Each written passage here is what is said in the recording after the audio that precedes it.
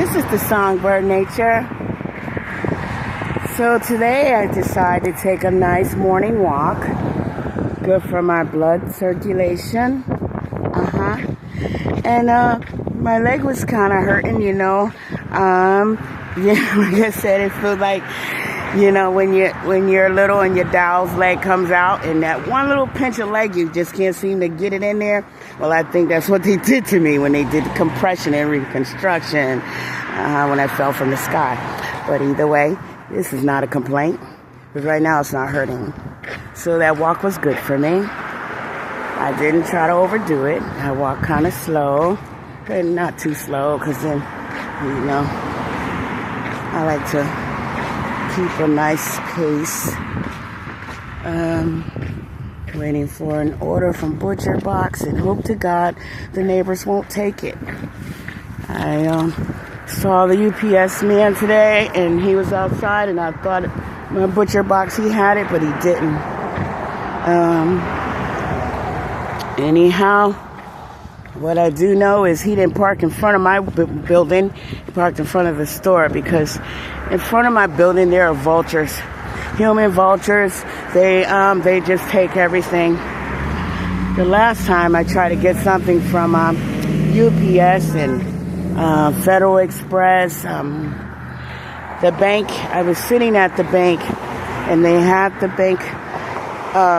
The bank teller called. Manager, called the UPS and the Federal Express to set up for me to get a credit card through there, and so I could get my house soon. Whatever. Thank God I found out through the VA I don't have to use a credit card and all that to get a house. And I remember that's what they did when they did the home flipping scam. Actually, the point is, when they came to bring the credit card several times, this happened for a couple of months, kept doing it over and over. It didn't make any difference because finally we heard me and my daughter was sitting there, my granddaughter Jasmine, and I heard the Federal Express man say over the speaker of the bank phone saying that it was dangerous at my door. It was very dangerous, and he was not getting out of that truck and not to ring my doorbell or anything like that. He was not going to do that because it's very dangerous because the people they're like vultures. They're vultures, literally they surround anybody that brings they see a delivery truck and they're all out there claiming to be me. And I keep telling them, ask for an ID for God's sakes. I'm the only brown dot in the building, number one. I'm the only brown dot, but yet and still, somebody else is always having my stuff. So I got my post office box, yes, but the Butcher Box does not deliver to the post office box. Talking about it might spoil. Well, but you're not worried about it spoiling when you throw it out the truck outside of my building. Just throw it on the ground, don't ring the doorbell, nothing, for someone else to take it. And each one of those boxes is $200 or more. So why are you letting someone else take it? Or just getting in the truck, running off again? Danger. Vultures. They are afraid. They're afraid to be near my building. It's crazy. And I live there. I live there. That's why I don't sleep at night. Because, until I hear everybody stop moving around, I don't go to sleep. And especially sleeping by the door. And even if I wasn't sleeping by the door, it doesn't matter. And that's why I sleep with the hatchet and the meat cleaver and the saw and they're all sharp too. And the hammer. Because and I don't have a gun because you can't take that back. You can't kill somebody and take it back. So, and even if they are breaking in, not trying to kill them, just trying to hurt them, and then call the police. And they know it too, because when I get really nervous, I start, and I hear people by the door trying to pick the lock, and you go outside and you see scratches around the lock, and you see them picking people's locks, cars and trucks. which is none of my business. No, I don't call the cops. But I'm saying, I do call my brother, who is a policeman, and tell him to watch my apartment. Yes, him and his friends. You know, because I don't appreciate that. Because I don't want to hurt anybody. Most of all, I don't want to hurt anybody. I don't have time to go to jail. I'm not going to let them hurt me. That's not going to happen. It doesn't matter about the reconstruction and the compression or none of that, because when I feel threatened, then I don't feel any pain. That's how that goes. It's funny, but it's true. It's funny, but I'm laughing, but I ain't laughing. You know, really very serious about that. So this is a good walk, and it's a nice clear day here in Massachusetts, Springfield, Mass. You know, I was watching a show. I saw it come on YouTube, and it said top 10 gangster towns in Massachusetts, and I couldn't believe that Springfield was one of them. And I live here. I had no idea. I had no idea. And, you know, I mean, yeah, people get murdered in the backyard, in the side. I'm never outside when the murder actually occurs. I'm usually I'm always inside. And I'm always feeling, because, you know, I'm clairvoyant. I am the good witch. I was born in. I don't practice witchcraft. I hate when people call me and say, you're not supposed to practice. Well, I don't have to practice. You don't have to practice something that you're born with. And you definitely can't ignore it, because I was born with it. And it's not evil. You know, some people think that magic is evil. They just automatically assume, because they've been brainwashed. They've been brainwashed. Okay? And it's natural. So you're born natural. There's nothing evil about it. And every power I have comes from the Creator, not from the devil. I hate that stupidness. Somebody called me once and said, if you help me, do I have to give you my soul? I said, that didn't happen once. It happened a few times. I said, why would you have to give me your soul? I'm not God, and I'm definitely not the other one. Otherwise, I don't think you'd be calling me. You know, some people do call me to do bad spells and do things to people. Why would I do something bad for somebody else? You know, I have to stop myself from doing bad things for myself when I'm upset. So, you know, I have to stop myself. Literally tell the Creator to stop me. You know, and help me to get over it, or whatever I need to do, so that I won't get myself in trouble higher than what's going on here on this planet. So please don't call me and ask me to do bad spells on people, because I won't do it. It'll be a waste of your time, and I'm not taking your money. There's no amount of money that will make me do that. Okay? Plenty of people have asked me to do that. And please don't call me and ask me to take a spell off of you, because all you got to do is call the Creator for that. Yeah, I can do that, but that's not what I'm here for. Okay? I'm here for the musical messages and the clairvoyancy I've been born with all my life, and I don't use it that way. I use it to save people. Actually, I've been saving people all my life, whether they believe it. Well, they believe it, but I mean, whether someone who doesn't know about it believes it or not, I've been doing that all my life since I was 8 years old, and that boy was in that refrigerator. And visually, I saw him in the refrigerator, like almost seeing through the refrigerator, but not. I can't explain it. I just knew, and we didn't even know those people. I told my mom and stepfather, turn here, turn there. I didn't even know left and right. I said, turn here, turn this way, turn that way. My mother told my stepfather, just do it. Do what she says. I followed the vibrations. Actually, it's a magnet. The same magnet that pulls me in the sky is the same magnet in my stomach that pulls me to save people. I have done it many times. Well, I could say that I'm an instrument of the Creator. It's not me. Like I said in the Boston City Hospital when I saved, brought Walter Coleman back to life. Walter Coleman. He was dead. He was hooked up to a machine, and they were supposed to bury him. And then I heard about it, and I went to Boston. His mom and I touched his chest, and I said, "Wake up," and he did. And the doctor said, "What did you do?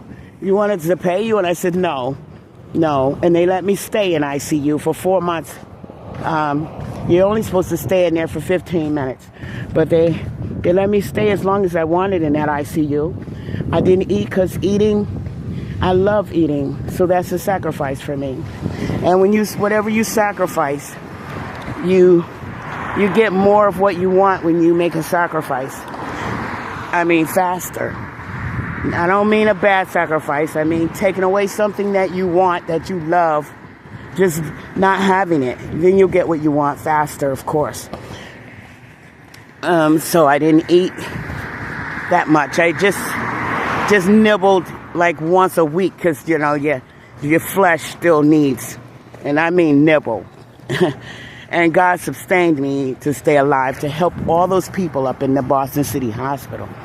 People, I didn't even know those people's names, and I didn't ask them their names, and I didn't talk to them. I just me being in the room healed lots and lots of people that were supposed to die, and died and came back, whatever, because I was in the room.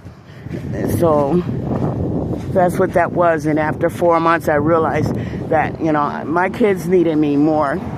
I mean, again, it was time for me. I even gave that up, and I would never be away from my kids.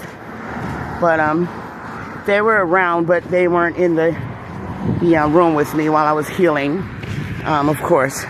And they understood because they see me do that in person. And no, I don't do Reiki, and I didn't take any classes or none of that. I was born in. I'll say it again. I was born in. I was born with white hair. My mom said when I was born, I had white hair on the top. The top was white. She tried to cover it up with some white barrettes. Braid my hair, and you could tuck it in. When I was young, you could tuck it in between braids or whatever. I used to do it after second grade, after I tried to pull it all out, one strand at a time. Really thin my hair out because there's a lot of white was in there, and I was 8 years old, lots and lots. And I just gave up because I never got to get it all out. So I just gave up on that and learned how to hide it in between braids, like my mom did on that baby picture with them white barrettes. Yeah. Oh wow, this is making my walk faster. So it's breezy here. As you can see, the trees are moving a little. There's a person that doesn't even have a jacket on, but they probably live there, but that's not the point.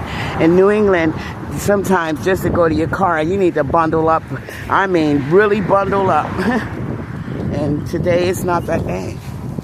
And that's good, because God knew I had to take this long walk. And then I'm going to have to make it back to keep watching my tracking information for my butcher box, because when I said it was my turn to donate, doesn't mean I'm donating millions, because I don't have that in my pocket right now, in my bank account right now. I might have that with my music distribution, like I said, but I didn't collect my money yet. I didn't collect it. But what I meant by helping this time, like when I was younger and I only made $500 a month on my little part-time job, and I donated $300, not all at once. And remember, it was like $20 at a time for some hungry kids, and I got $300 back at the end of the year or something like that. I didn't even look for it. I wasn't looking for it, didn't even know you could get it back. So anyhow, what I meant by donating is that in the butcher box I have extra turkeys. So basically I'm going to give a couple of them away. And I wanted to go help out at the soup kitchen. You don't have to always have money to help out, So I wanted to go help out at the soup kitchen. If my legs allow me, God will be in charge of that. And me, as far as what I eat, of course. I can't have no soda, I guess. Because that soda will take me down for days. I want one now. I want one now. Nice cold orange soda would be good right now. Yes. Nice cold soda. But either way, it's good I don't have nothing to drink, because then I'll have to use the bathroom right now, and I'm not done walking. I gotta walk to the post office. I got packages at the post office. I got some fruit cake up there, some Christmas cake. I don't like it, but my friend likes it. She can have it. I'm just gonna taste one piece of it. Ugh. And if it's enough, I'll take some for my mom. She loves it. And then I gotta keep up with that tracking for that butcher box, because it says that it's in Windsor, Connecticut right now. And a couple of neighbors heard me talking to the UPS, so they know they're gonna be definitely watching out for that box. Good God. And I'll just believe that the creator won't let them have it this time, because that box is full of goodies and I want to share it with people, you know. That's what I want to do. When I say donate, maybe on Christmas I might have an extra 500, maybe. I'm not sure. I'm not buying any Christmas presents, but for my grandkids, the ones that do love my gifts, the ones that don't question my gifts, the ones that don't say, I don't like this because of that, and okay, I'll take it, then don't take it, because then you're just going to throw it in the closet, and somebody else could be using it, somebody that likes it. You know, I don't have money to waste. I don't have time for that. And I don't want nobody say, I didn't tell you to do it, I didn't ask you to do it. You know, people are very ungrateful. It's very sad. Very, very sad.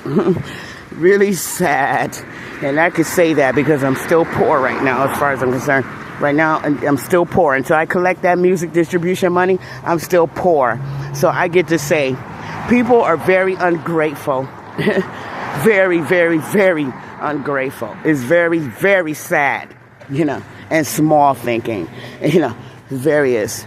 Really, really small-minded. You know, I've been accused of being small-minded by people who are really small-minded that don't help anybody but themselves. I mean, hello, you know. Yeah. Good God. I've been over here for 10 years, I think. Well, I love Forest Park. I just, you know, I'm really blessed that I'm never outside when the murders are occurring. And when the murders are occurring, I do feel something in my stomach. It hurts. Worse than when the sky is calling me and I don't answer. It hurts so bad. I'll be really mad all of a sudden. Like I want to do something to somebody. Like I want to hurt somebody. And I'm like clairvoyantly, I become the person that's doing the action. It's really weird and freaky if you would around to watch me do it. And then, you know, what I'm doing is acting the part of the person that's in the neighborhood actually doing the part. But I didn't see, you know, I'm not there with them. I'm at my house. You know, and I'm like, somebody's going to die right now. And they do.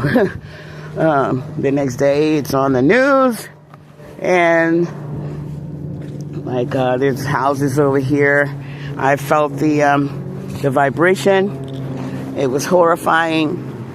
And the next day, the same night. It was the same night. Yeah, the same night. It was very, very, very extremely emotional, and I couldn't stop it. The emotional feeling. And what it was that house right there got raided. I've never been in that house. Didn't know anything was going on in that house. As I never stopped at that house. But the next day, I was told that house was raided. People were getting,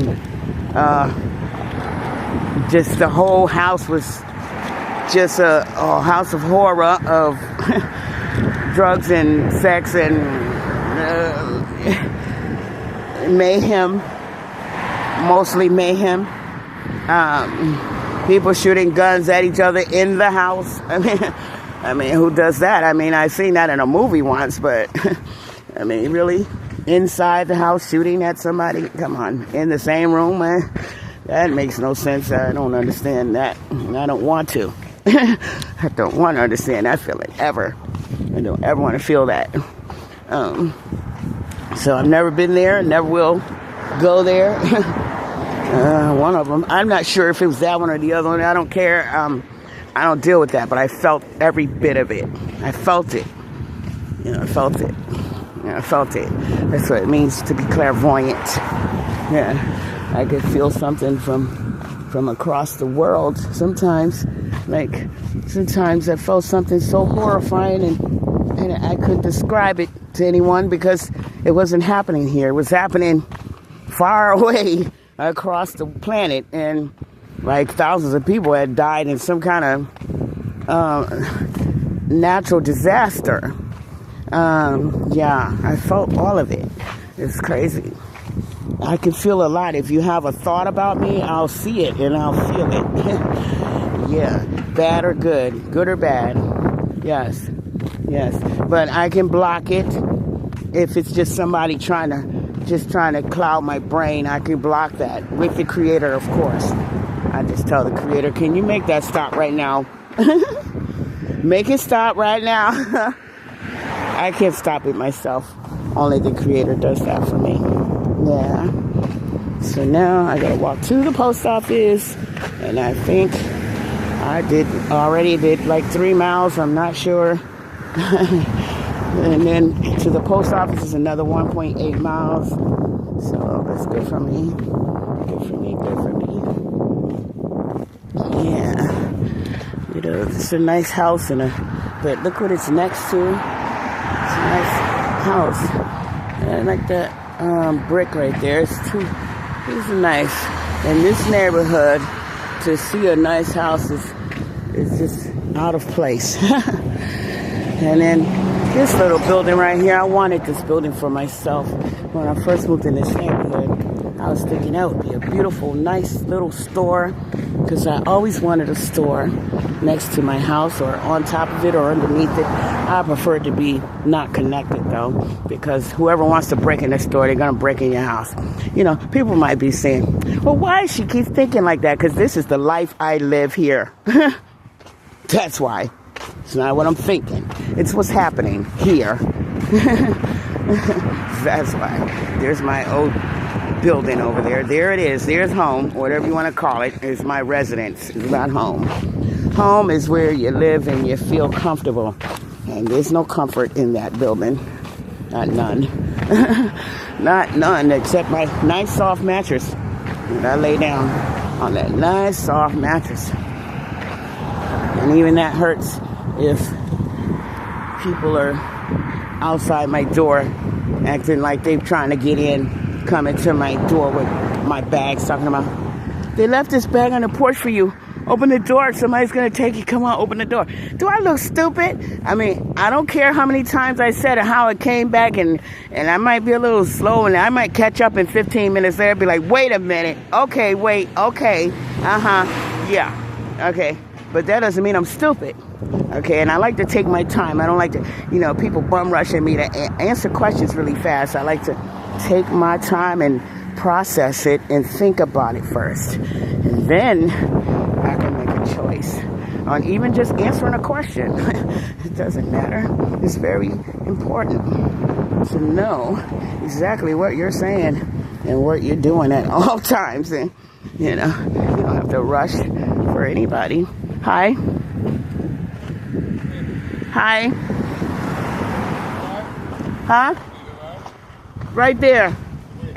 Right by the food zone. Thank you. Oh my God, I'm taking rides from strangers. I never did that one. But I'm on the phone, so if anything happens, y'all see that license plate right here. All right. My legs hurt.